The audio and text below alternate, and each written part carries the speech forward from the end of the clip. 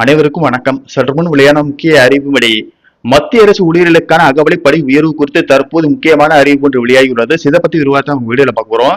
வீடியோவை கடைசி ஸ்கிப் பண்ணாம பாருங்க. வீடியோக்குள்ள போறதுக்கு முன்னாடி இந்த வீடியோக்கு லைக் பண்ண பிரஸ் பண்ணிக்கோங்க. இப்போ அந்த சேனலுக்கு ஃபர்ஸ்ட் டைம் இருக்கீங்கன்னா சப்ஸ்கிரைப் பண்ண பிரஸ் பண்ணிக்கோங்க. கூடவே பெல் ஐகான் பட்டனை பிரஸ் பண்ணிக்கோங்க. வாங்க வீடியோக்குள்ள போகலாம். மத்திய அரசு ஊழியர்கள் மற்றும் ஓய்வூதியதாரர்களுக்கான அகவலைப்படி உயர்வுக்கான காத்திருப்பு நீண்டு கொண்டே செல்கிறது. ஜனவரி 2026 அமலுக்கு வரவிருந்த அகவலைப்படி உயர்வை அறிவிப்பதில் ஏற்பட்ட தாமதம் தற்போது ஊழியர்களே பரவலாக அதிருப்தியை ஏற்படுத்தியுள்ளது. இதற்கு பதிலளிக்கும் விதமாக நாடு முழுவதும் உள்ள மத்திய அரசு ஊழியர்கள் போராட்டத்தில் ஈடுபட்டு வருகின்றனர். ஜனவரி 2026 முதல் நிலுவையில் உள்ள அகவலை நிவாரணத்தை கூடிய விரைவில் அறிவித்து வழங்க வேண்டும் என அரசு ஊழியர்கள் கோரிக்கை விடுத்துள்ளனர். தொடர்ச்சியான தாமதங்களால் தங்களின் பொறுமை குறைந்து வருவதாக ஊழியர் அமைப்புகள் தெரிவிக்கின்றன. 2016 இருந்து 7வது ஊதியக்குழு அமல்படுத்தப்பட்ட பிறகு இவ்வளவு நீண்ட கால தாமதம் ஏற்படுவது இதுவே முதல் முறை என ஊழியர் சங்க தலைவர்கள் வருத்தத்துடன் தெரிவிக்கின்றனர்.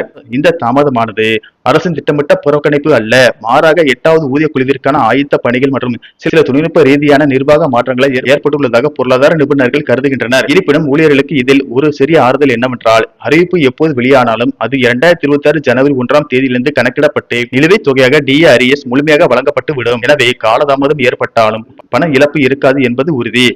அகில இந்திய நுகர்வோர் விலை குறியீட்டின் தரவுகளை ஆய்வு செய்ததில் இம்முறை அகவலைப்படி 2% முதல் 3% வரை உயர வாய்ப்புள்ளது என தெரிகிறது. தற்போது 58% இருக்கும் அகவலைப்படி 2% உயர்வு கிடைத்தால் 60% ஆகும். ஒருவேளை 3% உயர்வு கிடைத்தால் 61% அதிகரிக்கும். பணவீக்கத்தை சமாளிக்க இந்த உயர்வு மிகவும் அவசியம் என்பதால் அரசு விரைவில் நல்ல முடிவை அறிவிக்கும் என தகவல்கள் வெளியாகியுள்ளன. இந்த தகவல் உங்களுக்கு பிடிச்சிருந்தா லைக் பண்ணுங்க, ஷேர் பண்ணுங்க, மறக்காம சப்ஸ்கிரைப் பண்ணுங்க. நன்றி, வணக்கம்.